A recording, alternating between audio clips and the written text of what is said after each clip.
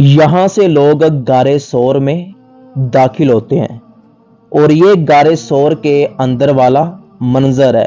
और इस जगह से लोग गारे सोर से बाहर निकलते हैं। अस्सलाम वालेकुम वरहमतुल्लाह।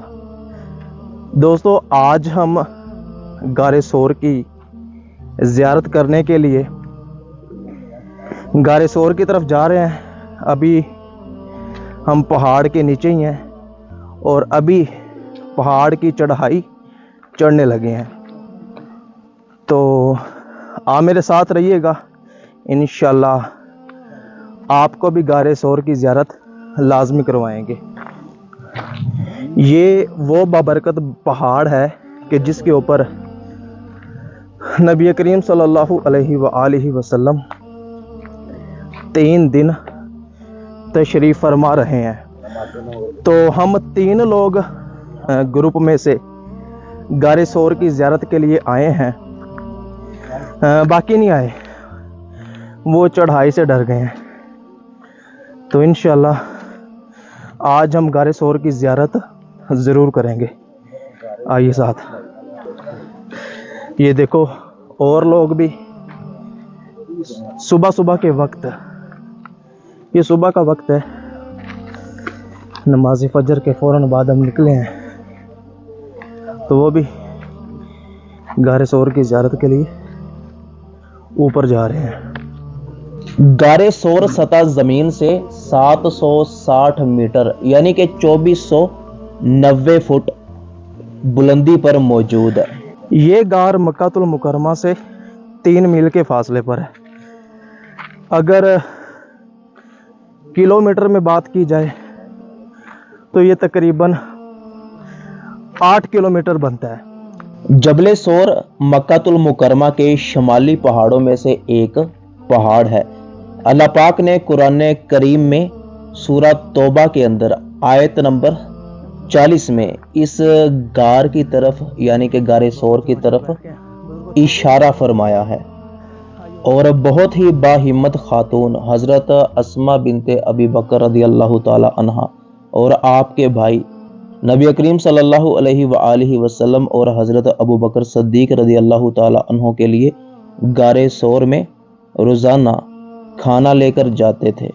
ये देखिए, बहुत से लोगों ने इस पहाड़ के पत्थरों पर अपने नाम लिखे हुए हैं, पता नहीं क्या क्या लिखा हुआ है। तो ऐसा नहीं करना चाहिए।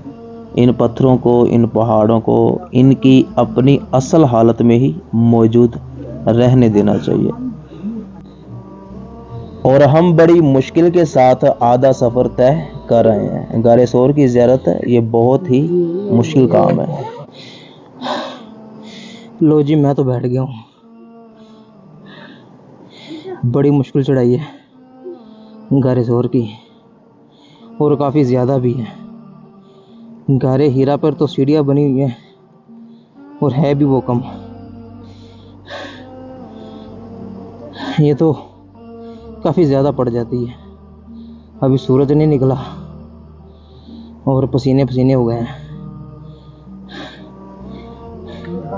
खैर, बहुत मेहनत के बाद कोई 1.25 घंटे के करीब हम गार में पहुंच गए। जिस्म का कोई भी हिस्सा ऐसा नहीं था कि जहां से पसीना ना निकला हो। सारे कपड़े पसीने से भीग चुके थे। आप जब भी गारे सोर की ज़ियारत करने के लिए आएँ तो याद रखिएगा, एक तो आपने जल्दबाजी से काम नहीं लेना, जल्दी चढ़ने की कोशिश नहीं करनी वरना आप जल्दी थकेंगे।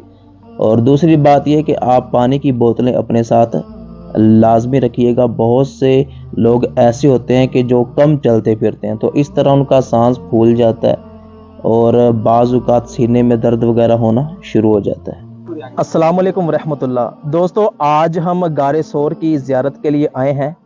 ये मेरे पीछे आप गारे सोर की ज़ियारत कर रहे हैं। ये मेरे पीछे गारे सोर है, ठीक है। और इसकी अभी मैं आपको मुकम्मल ज़ियारत करवाता हूँ, कहाँ से जाते हैं और लोग कहाँ पर नवाफिल अदा करते हैं और फिर लोग कहाँ से बाहर निकलते हैं। तो वीडियो को मुकम्मल देखिएगा। ये देखें, ये गारे सोर है। ये जो सामने आप सुराग देख रहे हैं ना, यहाँ से लोग नवाफिल पढ़ के बाहर निकलते हैं। तो लोग इस तरफ से غار کے اندر جاتے ہیں۔ یہ وہ بابرکت غار ہے کہ جہاں پر نبی کریم صلی اللہ علیہ وآلہ وسلم ہجرت مدینہ کے وقت تشریف لائے تھے، جب کافر لوگ آپ کا پیچھا کر رہے تھے۔ تو یہاں پہ ایک ڈھابا بنا ہوا ہے پانی وغیرہ پینے کے لیے، لوگ ادھر سے جاتے ہیں۔ یہ جہاں سے میں اوپر جا رہا ہوں، تو یہاں سے لوگ اس غار کے اندر داخل ہو رہے ہیں۔ یہ دیکھیں، یہ جو جگہ آپ دیکھ رہے ہیں، یہ غار کا وہ والا حصہ ہے کہ جہاں سے لوگ اس غار کے اندر جاتے ہیں اور وہاں پر بیٹھ کر نوافل ادا کرتے ہیں۔ تو اس غار میں بندہ کھڑا نہیں ہو سکتا، اتنی جگہ نہیں ہے، صرف بیٹھ کر ہی نوافل ادا کیے جا سکتے ہیں۔ تو دیکھیں کہ ابھی بھی لوگ نوافل پڑھنے میں مشغول ہیں، تو ابھی ہم بھی غار ثور کے اندر نفل ادا کریں گے۔ غار ثور کے اندر نوافل ادا کرنے والی جگہ بہت زیادہ تنگ ہے۔ یہاں پر 4 جائے نماز بچھائے ہوئے ہیں اور ایک وقت میں 4 لوگ بیٹھ کر غار ثور کے اندر نوافل پڑھ سکتے ہیں۔ تو آپ بھی جب آئیں غار ثور کی زیارت کرنے کے لیے تو آپ بھی یہاں پر بیٹھ کر ضرور نوافل ادا کیجیے گا۔ جتنے نفل پڑھنے کا آپ کو موقع ملے آپ ضرور پڑھیے گا۔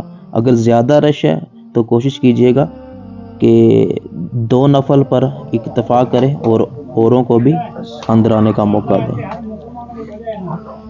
پیارے دوستوں، میں اس وقت غار ثور کے اندر موجود ہوں۔ یہ وہ بابرکت غار ہے کہ جس میں نبی کریم صلی اللہ علیہ وآلہ وسلم نے 3 دن قیام فرمایا ہے، جب حضور اکرم صلی اللہ علیہ وآلہ وسلم نے مکہ سے مدینہ کی طرف ہجرت فرمائی۔ اور یہ وہ بابرکت غار ہے کہ نبی کریم صلی اللہ علیہ وآلہ وسلم کے ساتھ حضرت ابوبکر صدیق رضی اللہ تعالی عنہ بھی اس غار میں نبی کریم صلی اللہ علیہ وآلہ وسلم کے ساتھ موجود تھے۔ اور سانپ والا واقعہ بھی اسی غار میں پیش آیا کہ ایک سانپ بار بار کسی سوراخ سے نکلنے کی کوشش کرتا تھا، لیکن ابوبکر صدیق رضی اللہ تعالی عنہ نے ہر سوراخ کو کپڑے کے ساتھ بند کر دیا اور ایک سوراخ کے اوپر اپنی ایڑی رکھ دی۔ تو اس سانپ نے آپ کی ایڑی پر ڈنسا، جس سے آپ کی آنکھوں میں آنسو آ گئے، اور آنسو کا جب ایک قطرہ نبی کریم صلی اللہ علیہ وآلہ وسلم کے رخسار مبارک پر گرا تو حضور اکرم صلی اللہ علیہ وسلم نے حضرت ابوبکر صدیق رضی اللہ تعالی عنہ سے ارشاد فرمایا کہ کیا ہوا؟ پھر حضرت ابوبکر صدیق رضی اللہ تعالی عنہ نے سارا ماجرا حضور اکرم صلی اللہ علیہ وآلہ وسلم کو سنایا۔ اور یہ وہ بابرکت غار ہے کہ جب کافر حضور اکرم صلی اللہ علیہ وآلہ وسلم کو تلاش کرنے کے لیے یہاں پر آئے تو مکڑی نے غار کے جو دھانا تھا وہاں پہ جالا بنا دیا اور ایک کبوتری نے انڈے دے دیے۔ اور جب کافر یہاں تک آئے تو جب کافر پارٹی تھی، انہوں نے دیکھا کہ غار کے سوراخ کے اوپر تو مکڑی کا جالا بنا ہوا ہے، کبوتری نے انڈے دیے ہوئے، تو یقیناً اس میں نہیں گئے ہوں گے، تو وہ بدبخت وہاں سے ہی واپس چلے گئے۔ تو یہ وہ بابرکت غار ہے اور میں ابھی آپ کو اس غار کی زیارت کرواتا ہوں، اور ماشاءاللہ یہ بھائی بھی کافی ہیں میرے ساتھ، اور اسی جگہ پر بیٹھ کے یہ دیکھیں نیچے جائے نماز پڑے ہوئے ہیں، یہاں پہ لوگ نوافل ادا کرتے ہیں۔ تو دوستو یہ غار ثور اندر والا حصہ ہے جہاں پہ یہ دیکھے جائے نماز پڑھے ہوئے ہیں، لوگ یہاں پہ نوافل ادا کرتے ہیں، اور اس میں ایک ٹائم میں تقریباً 4 لوگ نوافل ادا کر سکتے ہیں۔ ماشاءاللہ کافی بھائی نوافل ادا کرنے کے لیے آ رہے ہیں، اور جو بھی بندہ نفل ادا کر لیتا ہے تو وہ یہاں سے وہ باہر کی طرف نکل جاتا ہے۔ تو یہ غار ثور سے باہر آنے کا راستہ ہے جہاں سے میں باہر آیا ہوں۔ اللہ پاک ہر مسلمان کو غار ثور کی زیارت کرنے کی توفیق عطا فرمائے۔